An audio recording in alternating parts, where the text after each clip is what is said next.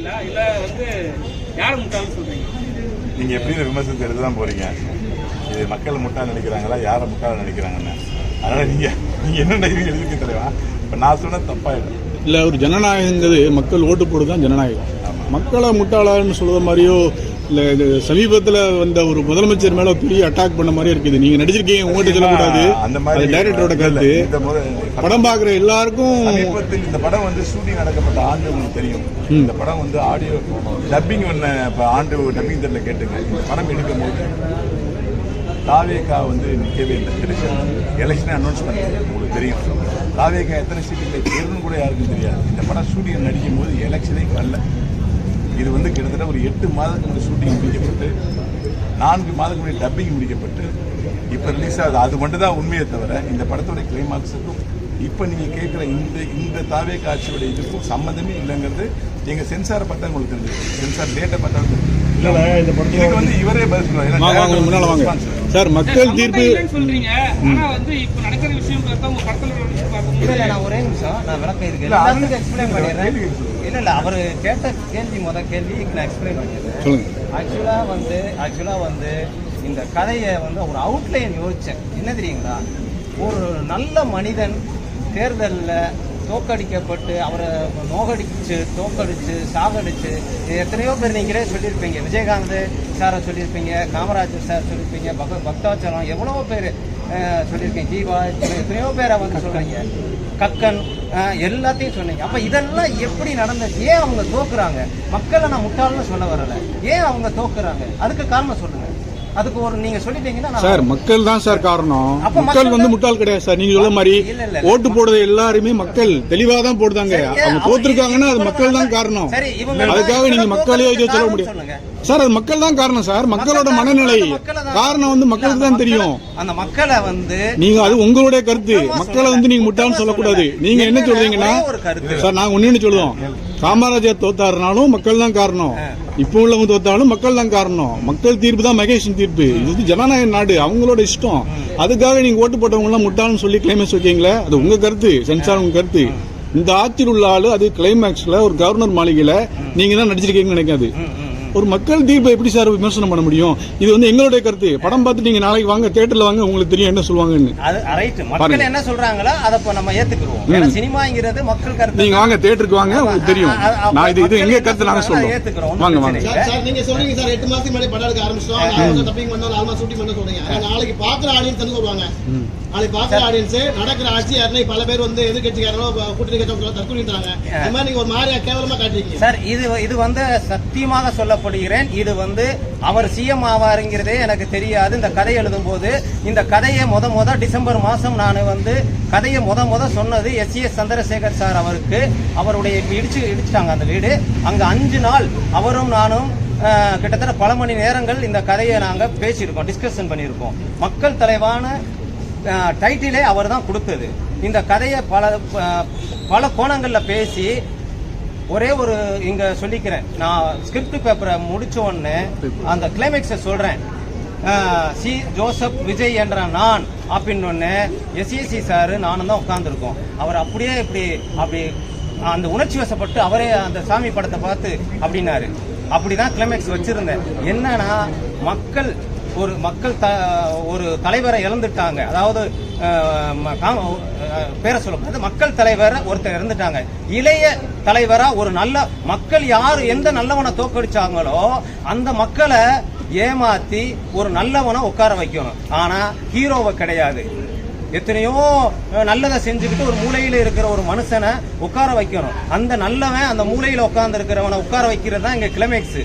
சூழல் சந்தர்ப்பங்கள் சில மாறிடுச்சு. மாறும்போது அப்ப இதுக்கு என்னடா நம்ம கிளைமேக்ஸ் வைக்கிறது அப்படின்ட்டு முடிவு பண்ணி இந்த கிளைமேக்ஸை வச்சேன். ஆனால் அவர் ஐயா சிஎஸ்சி ஐயா கூட சொன்னார். என்ன சொன்னாருன்னா, இந்த காலத்துல ஒரு கட்சி ஆரம்பிச்சு எடுத்த உடனே சிஎம் ஆகுறதுங்கிறதெல்லாம் ரொம்ப கஷ்டம். இவ்வளவு பெரிய 2 இயக்கங்கள் வந்து விடாது.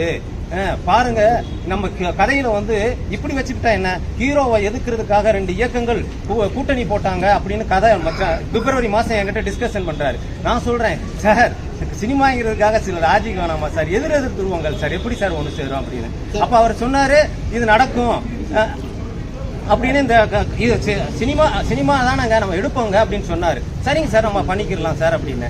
ஆனால் சத்தியமாக இந்த கிளைமேக்ஸ் இவர் சிஎம்ஆ ஜோசப் விஜய் அப்படின்னு நான் அந்த ஸ்கிரிப்ட் பேப்பரை படிக்கும்போது அவர் அவ்வளவு தூரம் உணர்ச்சி வசப்பட்டார். முத உணர்ச்சி வசப்பட்டது என் ஸ்கிரிப்ட்ல நான் சொன்னப்பதான். அதுக்கு பிறகுதான் அங்க நான் பார்த்தேன் சிஎம்ஆ பதவி ஏற்கும் போது. இதை நான் முன்னாடியே பார்த்துட்டேன். அவர் உணர்ச்சி வசப்பட்ட அந்த சாமி லாரன்ஸ் சார் வந்து நாயை கூட வந்து மக்களை ஒப்பிட்டு பேசினாரு. அதே மாதிரி கருப்பு ஐயா வந்து நாய் கூட வந்து மக்களை வந்து ஒப்பிட்டு பேசுறாரு.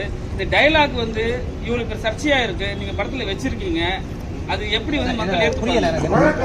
பழ கருப்பையா வந்து அந்த டைலாக் சொல்லியிருப்பாரு, நாய்களோட ஒப்பிட்டு பேசியிருப்பாரு மக்களை. அதாவதுங்க ஒரே ஒரு விஷயம் தான், பொதுவா வந்து எல்லாரையுமே வந்து குத்தம் சொல்ல முடியாது. அது சில தவறுகள் பண்ணும்போது நம்ம யதார்த்தமா பேசுறோம், இப்படி எல்லாம் இருக்காங்களே, ஓட்டை வாங்குறாங்களே. இப்ப நீங்களே சொல்லுவீங்க, குவார்டருக்கு ஓட்டை வாங்குறான், காசுக்கு ஓட்டு வாங்க. நியாயம் பேசுறான். உண்மையை சொல்லணும்னா நியாயம் பேசுற மக்கள் திருந்த மாட்டேங்கிறாங்க. அவங்களே போய் 1000 ரூபாய் வாங்கிடுறாங்க. புரியுதுங்களா? நம்ம நியாயம் பேசுவோம், மேடையில பேசுவோம், 1000 ரூபாய் போய் அவனே வாங்கிடுறான். அப்ப தனி மனிதன் தன்னைத்தானே கட்டுப்படுத்தலைன்னா ஒண்ணுமே பண்ண முடியாது. அதைத்தான் நான் சொல்ல வர்றேன். மக்களை நான் குறை சொல்லல.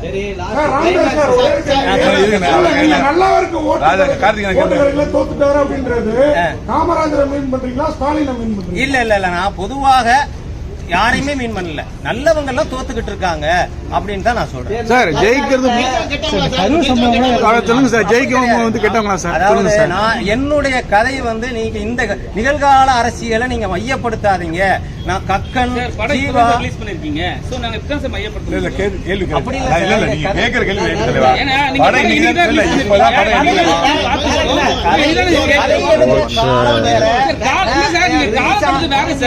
ரிலீஸ் பண்ற டைம் கடைசில வந்து மனநலம் பாதிக்கப்பட்ட முதலமைச்சரா பதவி வைக்கிறீங்க சார். சரி, அப்ப தமிழக மக்கள் வந்து மனநலம் பாதிக்கப்பட்ட முதலமைச்சர் தேர்ந்தெடுத்தார். அது சந்தர்ப்பங்கள் அப்படி ஆயிருச்சு. இது கிளைமேக்ஸ் வந்து நான் முன்னாடியே 2 கிளைமேக்ஸ் வச்சிருந்தேன். மக்களால் தோற்கடிக்கப்பட்ட ஒரு மகான திரும்ப அந்த மகான மக்களுக்கு ஒரு மகான உருவாக்கணுங்கிறது ஒரு கிளைமேக்ஸ். இல்ல அப்படி இல்லன்னா மக்கள் எப்படி மகான தோக்கடிச்சாங்களோ அதே மாதிரி மக்களை தோக்கடிக்கணும் அப்படின்னு ஒருத்தன் நினைச்சான். இந்த 2 கிளைமேக்ஸ். அதுல நான் கிளைமேக்ஸ் என்னால் சந்தர்ப்பத்தில் எடுக்க முடியல. 2வது கிளைமேக்ஸ் எடுக்கும் போது சந்தர்ப்பம் இப்படி ஒரு சூழ்நிலையை உருவாக்கிருச்சு. நான் இதை எனக்கு சென்சார் அதிகாரி படம் பார்த்துட்டு அப்படி ஐஎஸ் அவர் சொன்னாரு, என்னங்க இந்த கால சூழலுக்கு ஏற்ற மாதிரி அமையுதே அப்படின்னாரு. சார் அப்படி இல்லை சார், நான் என் ரசஸ் எல்லாம் காட்டுறேன். நான் எலெக்ஷன் அறிவிக்கிறதுக்கு முன்னாடியே என் படம் ஷூட்டிங் ஃபுல்லா முடிஞ்சுச்சு. இது எப்படி நடந்துச்சு? நீங்க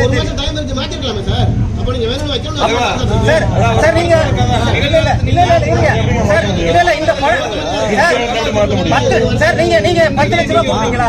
நீங்க 10 லட்சம் ரூபாய் கொடுப்பீங்க சார். ஒரு வண்டி கடை வச்சிருந்தா 10,000 ரூபாய் கொடுக்குறேன் கடன். சினிமாவுக்கு போனா 100 ரூபாய் கூட கொடுக்க மாட்டேங்கிறான். எப்படி நான் மாத்துவேன்? எனக்கு மாத்தணும்னு ஆசைதான். ராதா ரவி சாருக்கு கேளுங்க சார், இப்படி ஒரு சம்பவம் நடந்துச்சு, கிளைமேக்ஸ மாத்திக்கலாமா?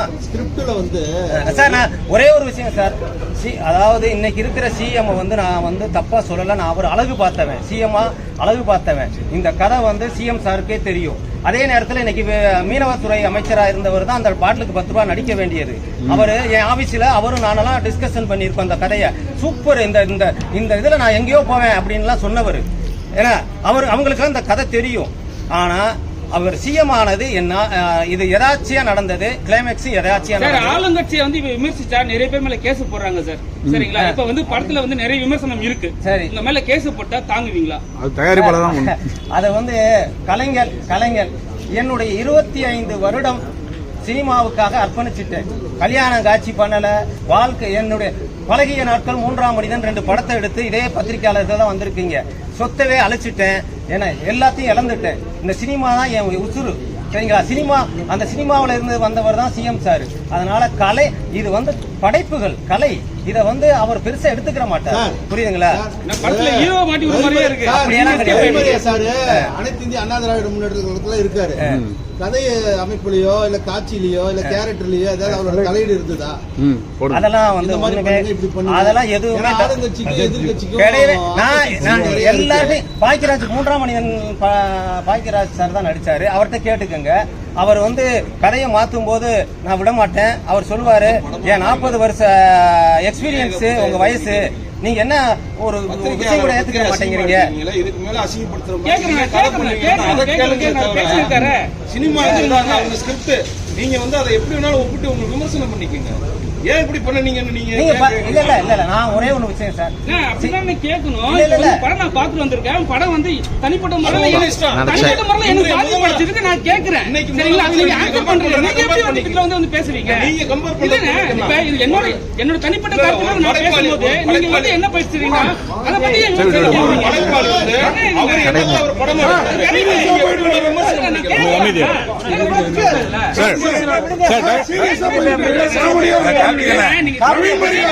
ஒரு ஹேண்ட்ஸமா ஒருத்தர் ஹீரோ மிடில் ஏஜ் இருந்தாலும் ஹேண்ட்ஸமா ஒரு ஹீரோ போட்டிருக்கீங்க. ஆனா ஹீரோயின்ஸ் என்ன ரவி மரியா கூட நடிக்க மாட்டேன்னு சொல்லிட்டாங்களா? ஏன் அப்படி ஒரு அதாவது நான் பார்த்த அதாவது என் வாழ்க்கையில் வந்து ஹீரோயின் கூட அவ்வளவு சுமாரா இல்ல. நான் அவளை வந்து போயிட்டாங்களா? அவங்க அந்த ப்ரொமோஷன் கூட வரல. ஏன் அப்படிப்பட்டவங்களை தேர்ந்தெடுத்து? இல்ல சார் வந்துச்சு ஆடியோ லான்ச்ல வந்துச்சு. அந்த ஆடியோ லான்ச்ல வந்தாங்க. என்னன்னா ஒரு சின்ன சென்டிமெண்ட் தான் சார்.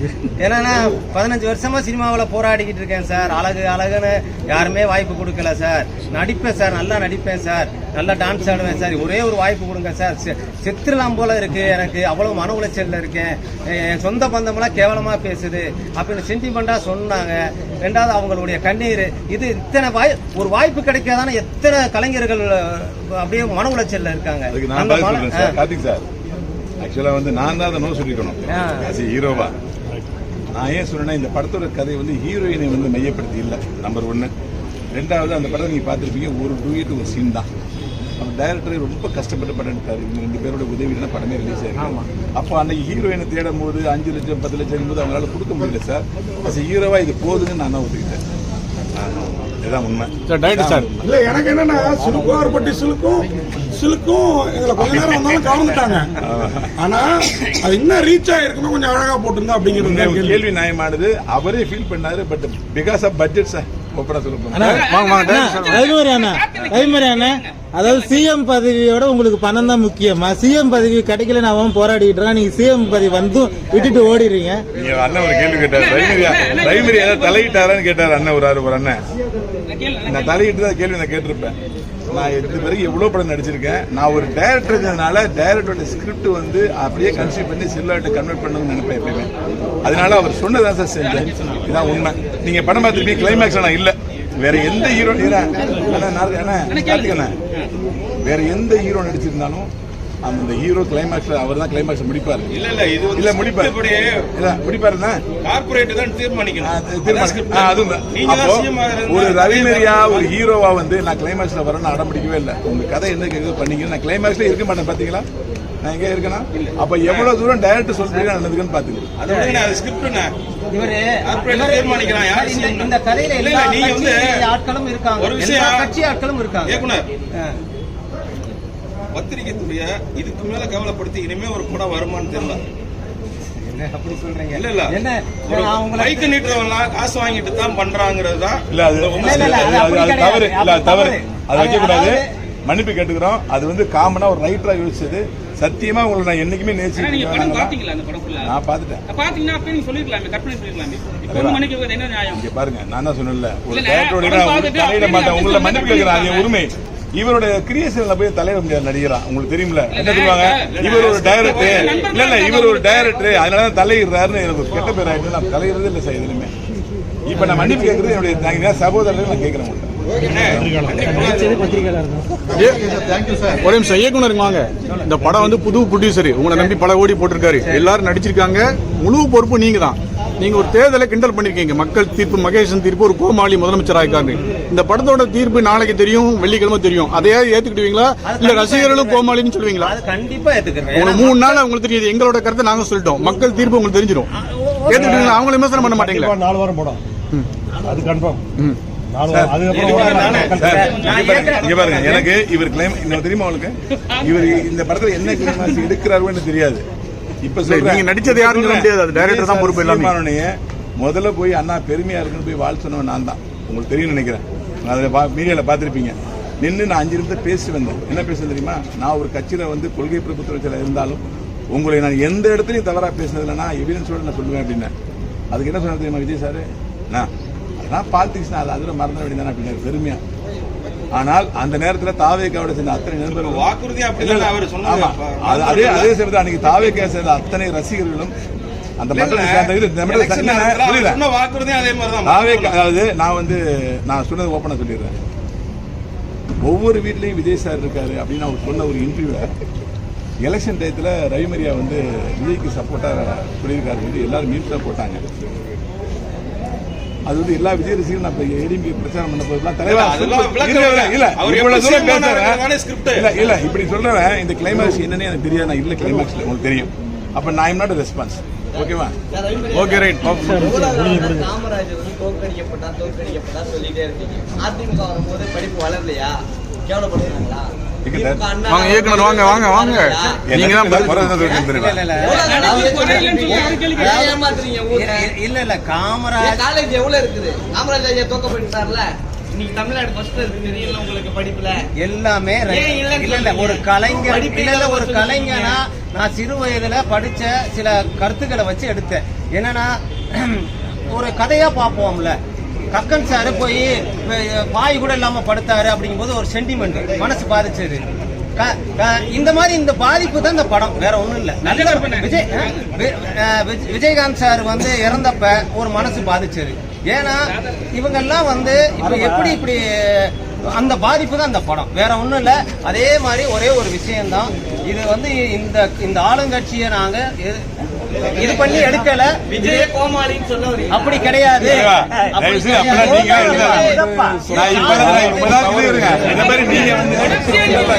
இந்த மாதிரி நீங்களே பாருங்க. ஒரே யாரு கேள்வி நீங்க தான் கேள்விப்படுத்துறீங்க. நாங்க விஜய் சார் மதிக்கிறோம், வாழ் சொல்லியிருக்கோம். அவர்கிட்ட நான் 10 நிமிஷம் பேசி வந்திருக்க அவருடைய மரியாதை அவருடைய வச்ச அன்பை சொல்லிட்டு இருக்கேன். நான் அன்புங்கிறது குஷி படத்துல அசிஸ்டன்ட் டைரக்டர் ஜில்லாவில் நடிக்கிற வரைக்கும் நான் அவரோட தொடர்பு வச்சிருக்கேன். எனக்கு அவருக்கு நட்பு பெருசு. என்னை முதல் டைரக்டர் ஆகணும் துடிச்சார். அவர் ஜெராக்ஸ்னு ஒரு கதை எழுதி ஃபர்ஸ்ட் டெவலப் பண்ணா இதான் பண்ணுவோன்னு எனக்கு காரில் வச்சு சுத்தனவர். அவர் அந்த அன்பு எனக்கு இன்னும் குறையல. ஆனா நீங்க தான் தப்பா கேள்வி கேட்கறதா நினைக்கிறேன். திருப்பி அதை கேட்கும் போது நான் அப்படி பண்ணவே இல்லையே.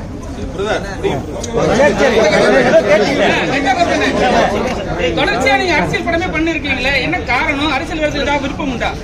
நான் ஏற்கனவே அரசியல் நட்சத்திரம் மாறிட்டு வரேன்னு கேட்கிறேன். ஏன் மாறல